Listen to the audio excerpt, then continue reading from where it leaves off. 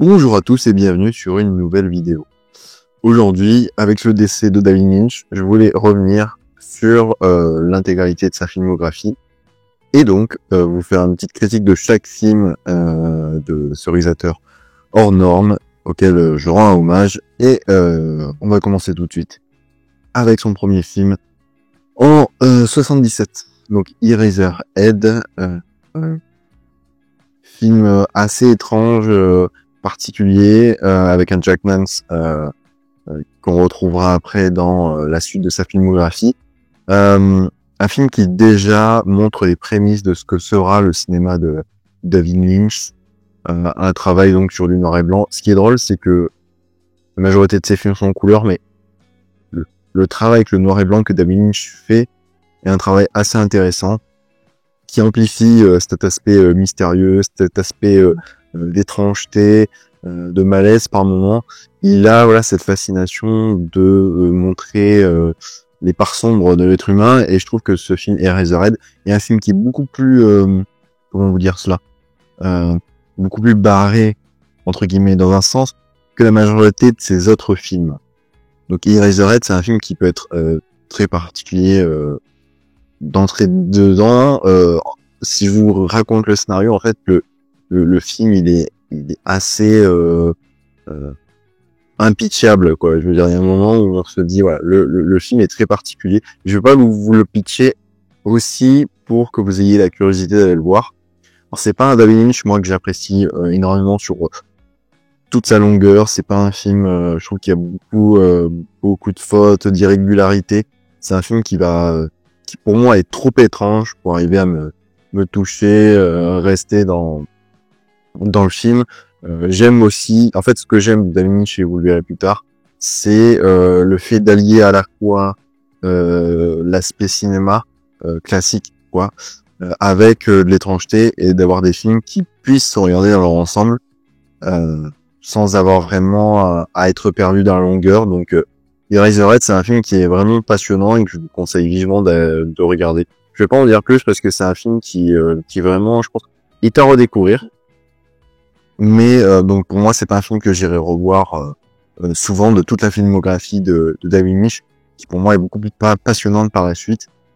Donc ça reste quand même, comme je le disais, des prémices, et je vous conseille d'aller voir Eraserhead.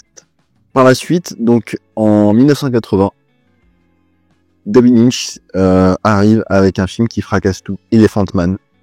Elephant Man, ce film avec John Hurt et Anthony Hopkins, qui est un petit chef-d'œuvre parce qu'il revient sur la vie de John Merrick, qui a vraiment existé, qui était difforme et qui a été engagé comme bête de foire, et après il a évolué au sein de la société britannique. Donc c'est un film qui est magnifique, qui vraiment vous touche, et il y a le jeu de John Hurt qui est vraiment passionnant, magnifique. Anthony Hopkins joue un rôle très très beau dedans.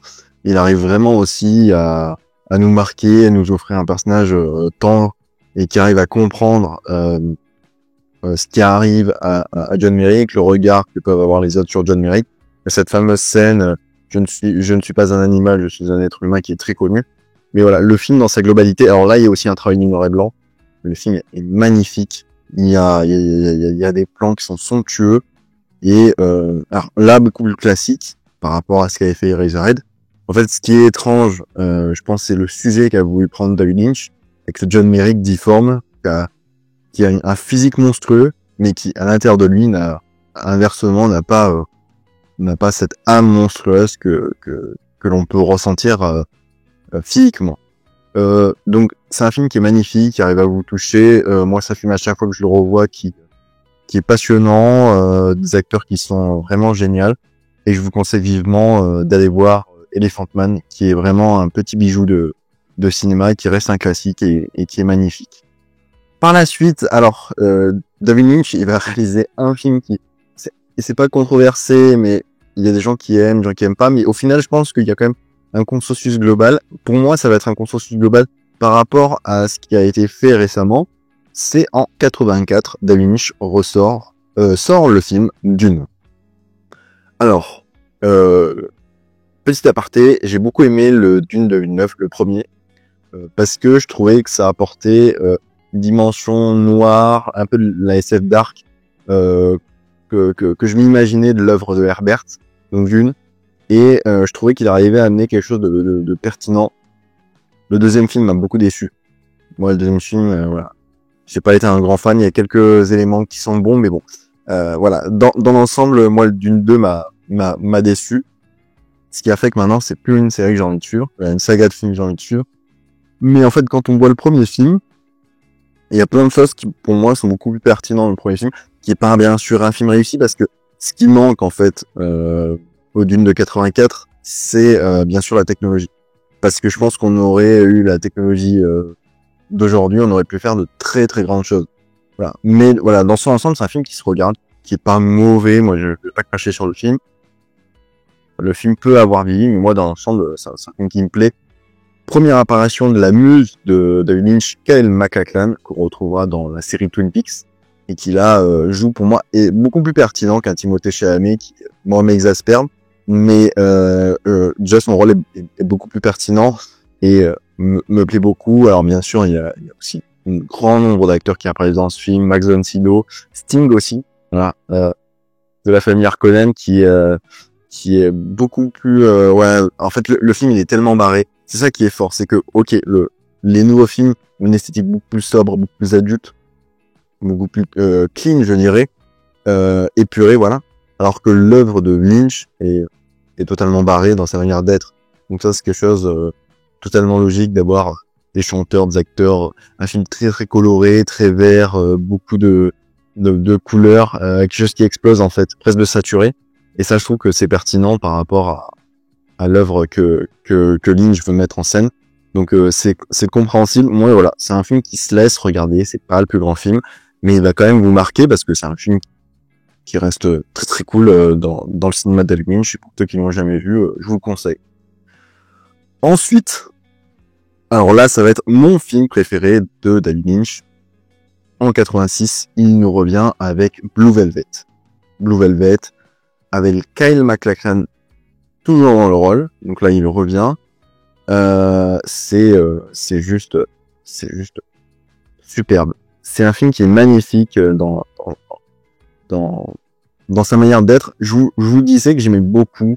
En fait, je trouve que Blue Velvet, c'est à la fois un film de cinéma classique, c'est-à-dire que c'est un film qui se regarde, qui n'est pas trop étrange pour être déconcerté et ne pas rentrer dans le film. Et il arrive à faire les deux, c'est-à-dire qu'il a l'ambiance, il a même le côté, j'allais dire romantique, mais c'est pas le bon terme. Il a vraiment une structure narrative, un peu de ces films que j'aime énormément. On commence dans un univers très sombre avec une entrée en fait de film qui vous montre un élément de beau, quelque chose de mauvais qui arrive, le mal, je dirais.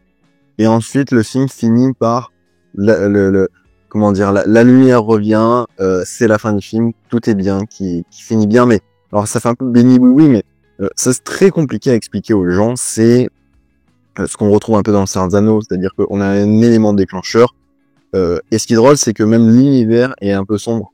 Donc Blue Velvet, on va avoir énormément de presque la moitié du film ou la grosse majorité du film qui va se passer la nuit dans des appartements sombres. Et en fait, avec une musique de Badalamenti, une atmosphère qui va vraiment se mettre en place, va nous montrer qu'on est vraiment dans une temporalité beaucoup plus sombre, où le mal triomphe. Puis à la fin, on a vraiment une sorte de...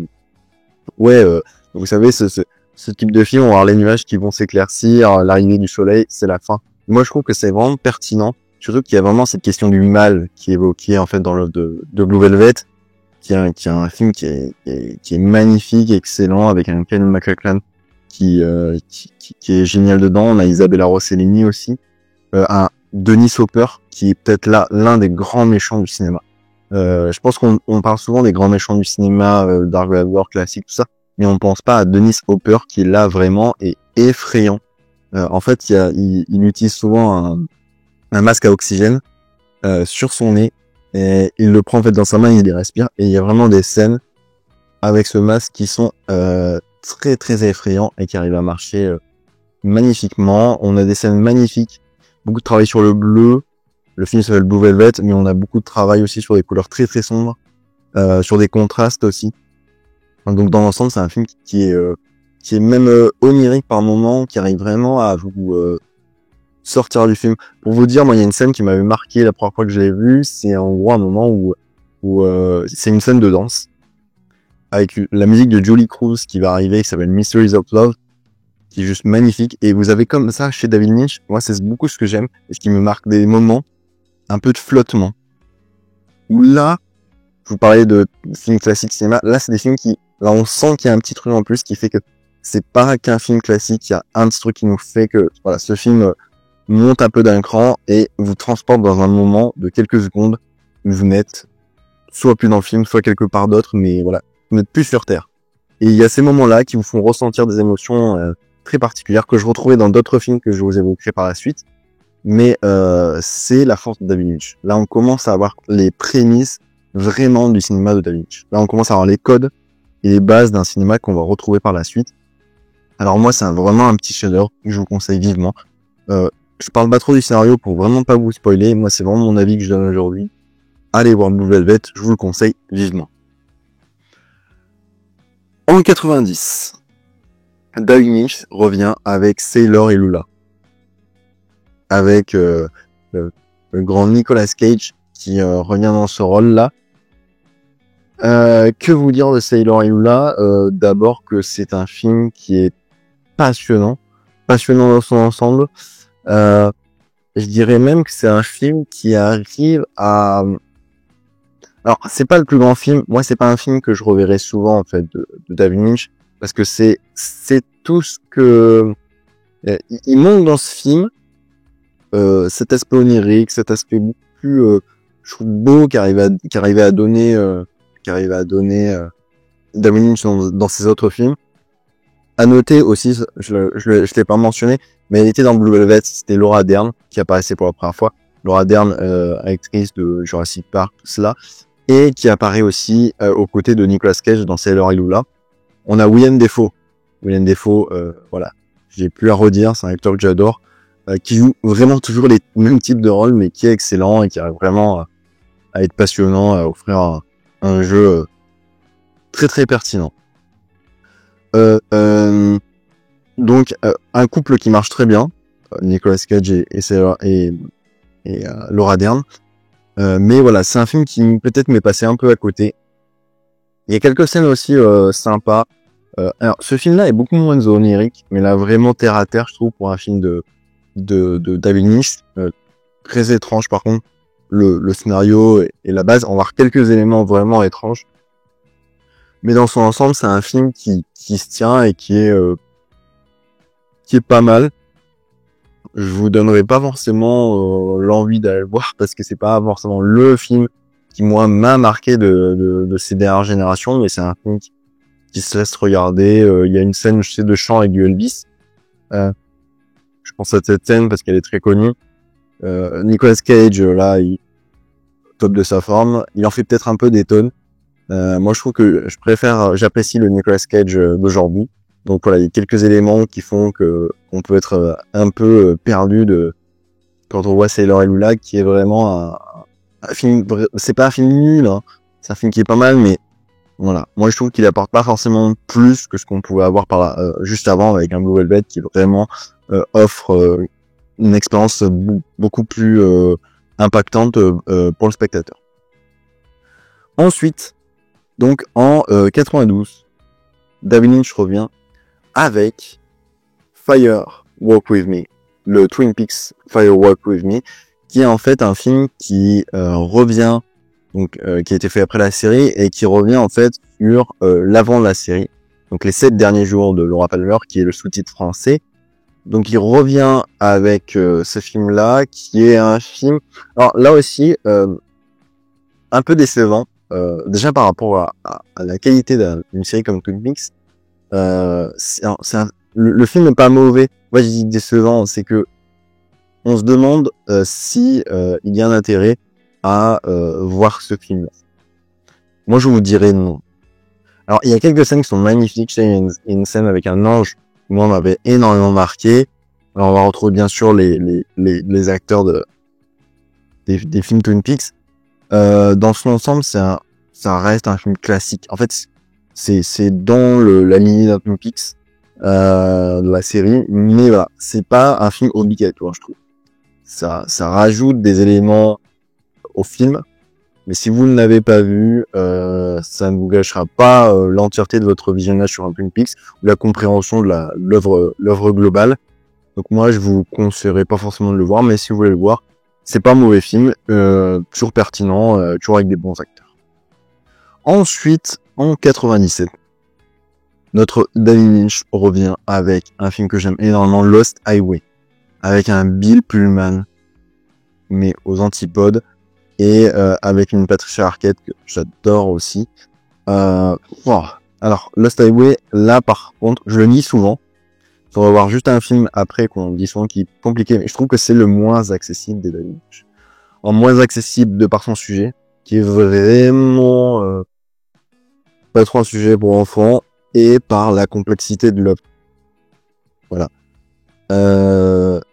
Lost Highway, en fait, c'est d'arriver à vous transporter dans un trip pendant plus d'une heure et demie. Voilà, vous êtes transporté dans un autre monde, dans un autre univers.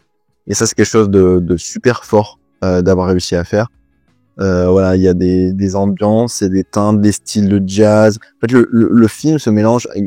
Vous allez voir en termes de bande son, du jazz, du metal, du David Bowie, donc un peu du pop britannique. Et donc, vous allez avoir un ensemble qui va vous transporter dans un univers complètement déjanté. Vous allez pouvoir être perdu du début à la fin. Mais même si vous ressortez sans avoir compris l'entièreté du film, ou compris tout court, c'est un film qui va vous passionner et qui va vous rester en tête et qui va vraiment réussir à vous marquer dans son ensemble. Donc une bande son magnifique, des acteurs géniaux, des moments aussi oniriques que là j'ai retrouvé dans Blue Velvet. C'est pour ça que je pense que c'est un film qui m'a énormément marqué. Alors, j'avais vu Blue Velvet avant et Lost Highway après. Et il y a une scène magnifique avec la bande, avec le Song to the Siren, une scène excellente avec Patricia Arquette et un autre acteur, je ne spoil pas, qui est juste magnifique. Et là aussi, je retrouve des moments de pause dans le temps, où vous êtes transporté dans un autre univers, un film glauque que j'adore, même l'entrée vers le film, comment il se met en place. C'est un film qui est génial, qui vraiment prend son temps, qui accélère par moments. En fait, c'est un film qui est énormément accéléré. Et pendant tout ce temps, vous allez être constamment attaqué de partout. Donc, c'est un film qui se regarde vraiment facilement un dimanche après-midi. Mettez-vous ça, c'est super. Ensuite, en 99, David Lynch revient avec un film assez particulier parce que c'est une commande Disney. C'est Une histoire vraie. Alors, Une histoire vraie, c'est un petit film excellent où là, je vous raconte le scénario. En gros, c'est un frère qui va parcourir en fait les États-Unis pour retrouver son autre frère joué par Harry Dean Stanton. C'est vraiment un magnifique film. Il y a Sis Pasek aussi qui joue dedans. Et c'est un film qui est très très beau, qui est à la fois lynchien par, je trouve, les dialogues entre les personnages, par le type de personnage qu'on peut avoir, et par contre pas du tout un film étrange. C'est un film, bien sûr c'est une commande Disney, donc c'est complètement accessible pour tout le monde. C'est un film totalement classique, mais moi je trouve que c'est vraiment une petite pépite. C'est un film qui est magnifique, qui raconte l'Amérique soit profonde, mais il y a vraiment une envie de s'attacher à ces personnages-là. Et le film dans sa globalité est juste génial. Vous avez passé un très bon moment, une très belle bande-son de Angelo Badalamenti. Et un film qui vous touche en fait par la considération que ça attache aux gens, aux petits gens, voilà, petits gens. Et je trouve que c'est vraiment quelque chose de touchant d'avoir David Lynch qui revient à un cinéma plus classique comme un Elephant Man. Voilà, c'est vraiment encore plus classique, même dans son sujet. Mais je trouve que c'est un film qui touche, je pense, qui peut toucher beaucoup les Américains et qui peut toucher aussi les Français. Il y a un attachement à la ruralité américaine dans ce film-là qui est magnifique. Il y a aussi un sens de la famille. Donc dans l'ensemble, c'est un film génial. C'est ces films un peu road trip, voilà. on va suivre un personnage qui va évoluer sur une route, rencontrer différents types de personnes, et en fait, lui-même va évoluer, voilà, au fur et à mesure du film. Donc, je vous conseille vivement de voir Une histoire vraie. Par la suite, alors, il nous reste encore 2 films, Mulholland Drive, réalisé en 2001, avec Naomi Watts en rôle titre.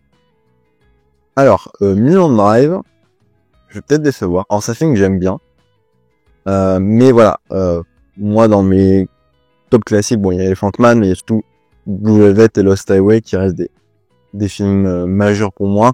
Mulholland Drive, c'est vraiment un très bon film. Mais il me va peut-être moins toucher, parce que le film, pour beaucoup, semble bizarre, mais je le trouve beaucoup plus compréhensif qu'un Lost Highway. Et dans l'ensemble, c'est un film qui est bien regardé, qui est très étrange aussi. Alors là, c'est un film qui vraiment travaille sur, on se demande en fait la temporalité du film, est-ce qu'on est au présent, l'arrière. Et si, il y a quelques moments vraiment qui sont, je trouve, toujours excellents chez David Lynch, c'est les moments de suspension dans le temps. Il y a un moment où ils vont dans un club, un théâtre, un club de chant qui s'appelle le Silencio. Donc Silencio, en plus silence, il y a ce côté coupe dans le temps, où on est mais transporté dans un autre univers. Et là, on va voir des scènes et des moments de film qui sont magistrales, voilà, et qui vraiment nous touchent particulièrement, qui sont excellentes. C'est un film qui est génial. Bon, Naomi Watts, que j'aime énormément dans ce film-là, qui est aussi touchante. On demande où on est dans le film. Il y a Justin Theroux aussi. Voilà, c'est un film dans sa globalité qui est sympa, qui utilise beaucoup de codes. Alors David Lynch, j'étais un fan de vieille musique américaine, et moi j'aime beaucoup aussi. Donc là, on va retrouver des sons des années 50, 60, qui vraiment sont pertinentes pour de leur utilisation dans le film. Ça, je pense qu'il faudra un jour y revenir dessus sur David Lynch. C'est en gros son utilisation de compositeurs, même de musique, réutilisation de musique, quoi, où vraiment il arrive à placer des sons dans son montage par rapport à son film qui, je trouve, sont extrêmement pertinents. Un film qui peut être un peu dérangeant aussi. Il y a quelques scènes qui ressemblent dans son style Lost Highway, qui a un retournement toujours à la fin qui est perturbant, et je vous conseille vivement d'aller voir Mulholland Drive. Par contre, ça, c'est un film qu'il faut aller voir. Il ressort en ce moment, du coup, avec la mort de David Lynch dans les cinémas, la majorité des films de David Lynch. Donc, je vous les conseille vivement. Enfin, en 2006, et là, ça va être un film qui, pour moi, va être un gros problème, c'est Inland Empire, qui pour moi est le pire David Lynch, parce que déjà c'est filmé avec une caméra numérique, ce qui rend un film vraiment pas très beau. Bon, c'est l'intention du film, bien sûr, mais ça détruit complètement moi mon attachement au film. En fait, je me sens vite perdu, et dans l'ensemble, en fait, je me perds dans ce que veut m'apporter Inland Empire, ce que veut m'apporter David Lynch. Et c'est un film qui, je trouvais, je ne sais pas pourquoi il a fait ce film-là. Alors, il y a un aspect tellement artistique, mais arty dans ce sens-là, moi, qui me déplaît. C'est en gros, le film, dans son ensemble, c'est que de l'arty, quoi. C'est que, on va vous montrer ça parce que c'est magnifique, je vous fais un truc bizarre parce que ça tourne, machin. Et des scènes qui sont horriblement moches, mais qui apportent pas grand-chose. Il y a Laura Dern qui joue dedans. On a Jeremy Irons aussi. Et le film, donc, il est moche, il fait pas peur. Je comprends pas l'intention de l'auteur. Enfin, je les comprends peut-être un peu trop. Et là, je trouve que c'est le David Lynch urbain, quoi. Le David Lynch qui veut nous faire de l'art contemporain sur un film. Donc là, c'est vraiment moi ce qui me déplaît le plus. Je sais, hein, c'est vraiment subjectif, mais c'est c'est tout ce que je déteste dans le cinéma actuel, on va dire, qui se fait quand même un petit peu moins, parce que on retourne quand même à un cinéma beaucoup plus classique. Ce qui veut pas dire que ça peut plaire, hein, mais voilà, moi je trouve que c'est un film qui est pas réussi dans cette globalité, et que je vous conseille pas forcément d'aller le voir.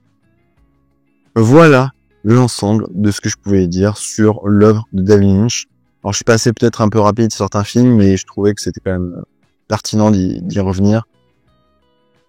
Moi sur ce, Bah, si vous avez aimé la vidéo, vous pouvez laisser un commentaire, on peut échanger. Et sinon, bah, moi je vous dis à la prochaine. Et surtout, allez voir des films. Ciao.